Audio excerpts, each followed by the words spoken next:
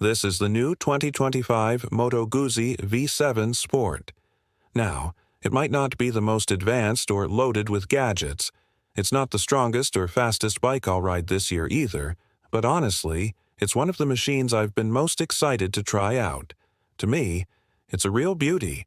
It takes all the good things that make the standard V7 such a great retro motorcycle and then adds a little bit of extra sparkle on top. I've got my fingers crossed that it's going to live up to my hopes.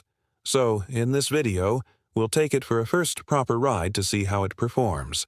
And, by the end, I'll give you my thoughts on whether this is a retro bike worth looking at if you're planning to buy in 2025. So, what exactly makes the V7 already such a solid choice in the retro motorcycle world? Well, I've always liked that it's actually a pretty practical option. For example, it's got a large 21-liter fuel tank, which by modern standards is pretty generous. That should give you a range of well over 250 miles, or around 400 kilometers. On top of that, it runs a shaft drive, which means you never have to deal with chain cleaning or oiling. At a price well under $10,000, I don't think you'll find another shaft-driven bike cheaper in the mainstream market. For a lot of riders, that's going to be a huge advantage.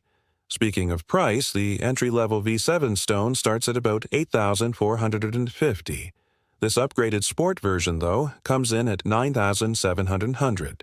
But when you look at what else is available in this category, I'd say that's actually pretty fair value. And don't forget, Moto Guzzi still build their bikes in Italy, right on the banks of Lake Como. That gives some real authenticity to that Italian flag sitting proudly on the front mudguard. For plenty of riders, that heritage is worth something by itself. Now, I almost feel hesitant to use the word character to describe a Moto Guzzi because it's such an overused phrase when talking about these bikes. People always say they're soulful or full of character. But honestly, when I fire this thing up, it really does feel different compared to a lot of other retros, especially those that use parallel twin engines. Take my Triumph Bonneville T120, for example.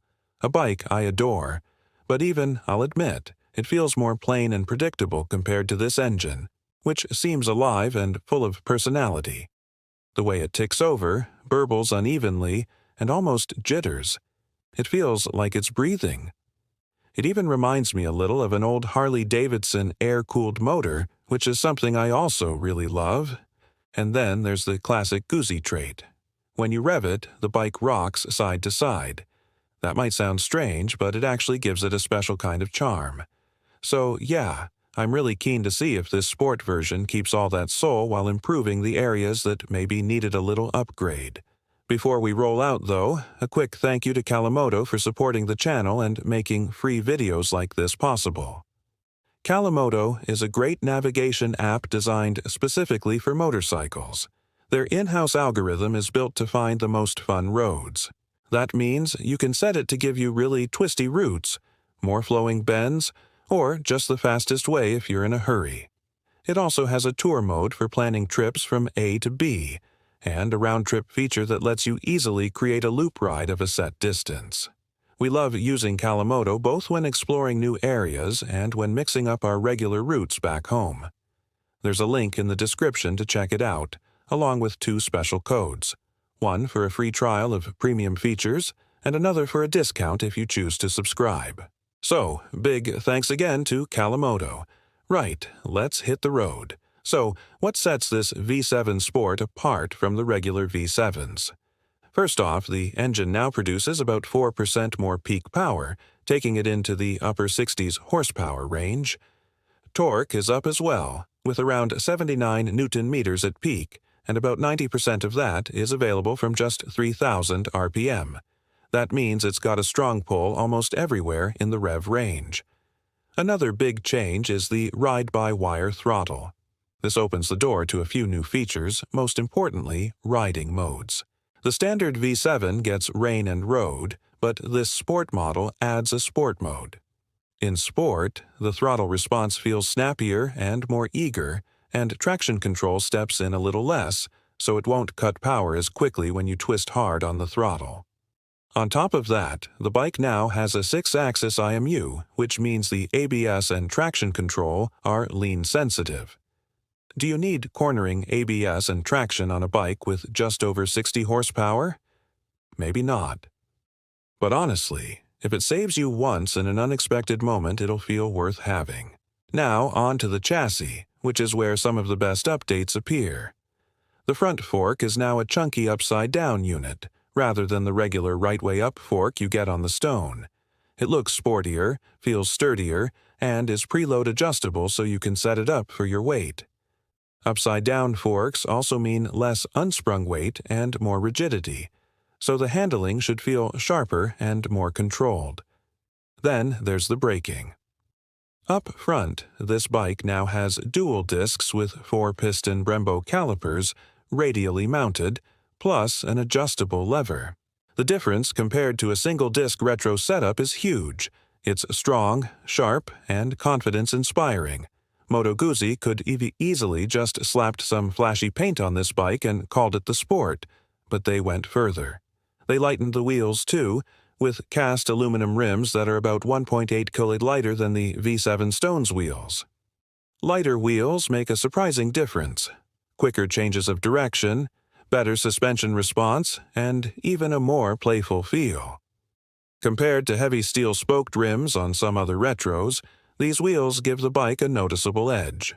Visually, this Sport is also set apart. The most eye-catching thing is the bright lime green paintwork, which I absolutely love. There's also a more subtle gray option, but I honestly don't see why you wouldn't choose the green. It just pops.